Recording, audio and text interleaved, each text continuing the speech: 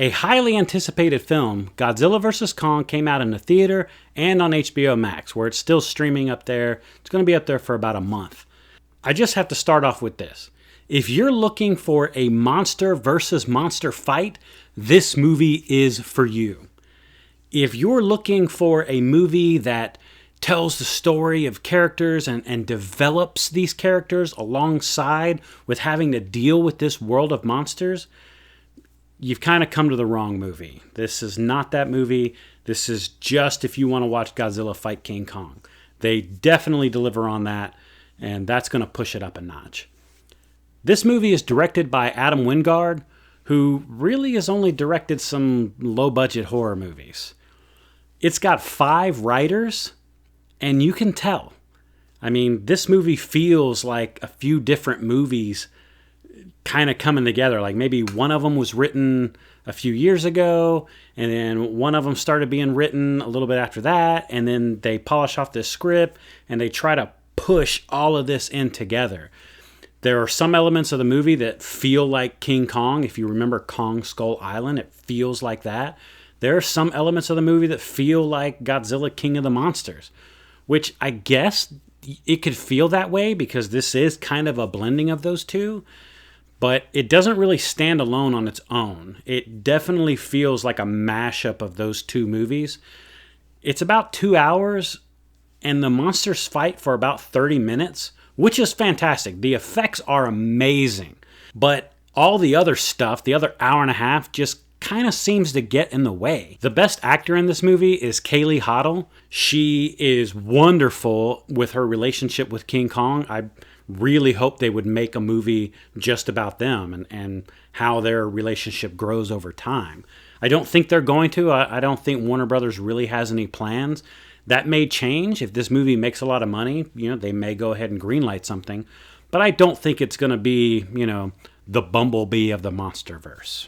It had a budget of about $155 million, and in its first week of international release, it already made over $120 million of that back.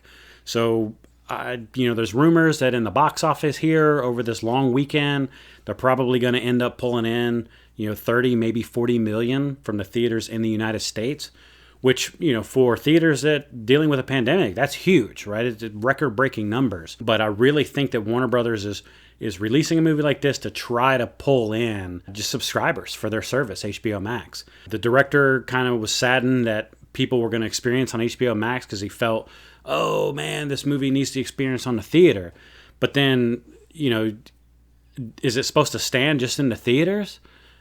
I mean, what happens for Blu-ray release and normal streaming? Like if HBO Max didn't exist and it went to like Netflix or Hulu or Amazon, are people really not supposed to watch it there and they have to go to the theater? Because then you're very one-dimensional on how you can watch the movie. So, I get directors wanting their movie to be on the big screen, but I mean, we also have the economics of movies, right? It needs to be pushed out to homes. Overall, this movie is just kind of like, okay. I mean, it was entertaining, but it wasn't great. If you enjoyed King of the Monsters, this is going to feel a lot like that. I thought out of all 4 monster movies, we had Godzilla, we had Kong Skull Island, then we have Godzilla King of the Monsters, and now we have Godzilla vs. Kong. Out of those 4, I think Kong Skull Island is probably the best movie of all of them. It's a little more vibrant, the characters really shine, it's a little more fun, the music is upbeat, and the others are just kind of in this dark, broody universe. I really think that Godzilla vs. Kong, I mentioned the effects again, we actually get to see them fight during the day. If you follow monster movies and you follow CGI, that is very rare that we get to see these monsters during the day. So that bumps this movie up a little bit for me. I'm going to have to give it a 3.5 out of 5. It normally would have kind of settled in at a 3, just kind of like, man, I mean, yeah, okay, it's a barely recommend, but it's still there. But because the effects are so well done and because the monster parts that everybody wants to see are just fantastically well done, it does get a little bump up for me. But that's kind of where it ends. It's a mediocre movie with excellent effects that bump it up to a decent movie. So there you go. So can you watch it with your kid? I'd say if you watched King of the Monsters with your kid, if you watched Kong Skull Island, If you watch the original Godzilla, this one's safe too.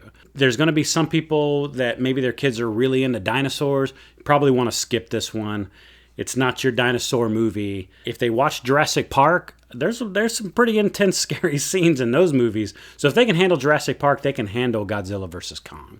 Millie Bobby Brown, who's very capable of so much more, and she's just in there. She's kind of a stereotype. Hey, we need somebody to push this plot forward for this kind of comedic trio that we have that's kind of been in every movie since Transformers, and we just need it to work. And it just doesn't work in this movie. Alexander Skarsgård, his character has no development whatsoever. We're just told some of his story. So we just get talking exposition, and movies are supposed to show, not tell. But we get told a lot in this movie. Part of that is because of the runtime and because they wanted the monsters to fight. But we get 30 minutes of monsters fighting in a 2-hour movie. So you probably could have showed us a lot more than what you did.